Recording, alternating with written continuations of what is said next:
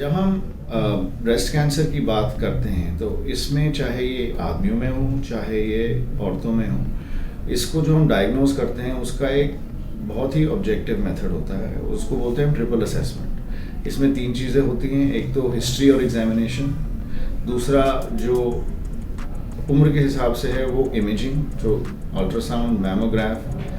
Breast MRI. आदमियों में usually breast MRI की इतनी ज़रूरत होती नहीं है, क्योंकि हमें यूजुअली यूज जब डायग्नोसिस थोड़ा अनक्लियर हो रहा हो, या फिर अगर एक लंप है तो हमें देखना है पूरी ब्रेस्ट में किसी औरत के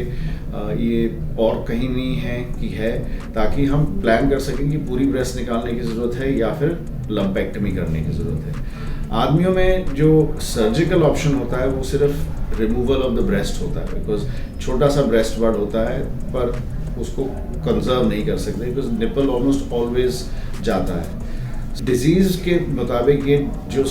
डिजीज़ होती है ये आदमियों में भी और औरतों में भी ये डिजीज़ एग्जैक्टली सेम होती है। इसमें कोई अंतर नहीं होता है, कोई अलग टाइप के कैंसर नहीं मिलते हैं आदमियों में जो औरतों में नहीं देखे जाते,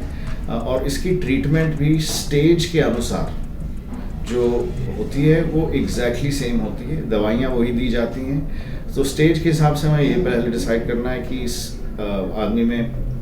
सर्जरी होगी या पहले कीमोथेरेपी देके बाद में सर्जरी होगी, या अगर ये पूरे शरीर में फैल गया हो तो सिर्फ कीमोथेरेपी और रेडिएशन का इस्तेमाल करा जाता है। और दवाइयाँ जो हैं दोनों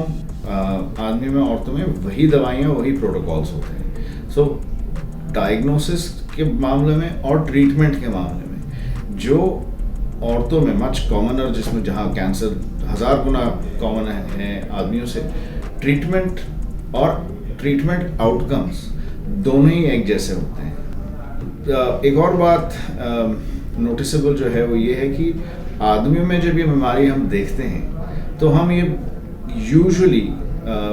यंग आदमियों में नहीं देखते, ये हम Elder generation 65 and above, usually 70 and above में हमें देखने को मिलती है। सो इवन देन कीमोथेरेपी का भी जो रोल है वो काफ़ी हद तक घट जाता है, क्योंकि अगर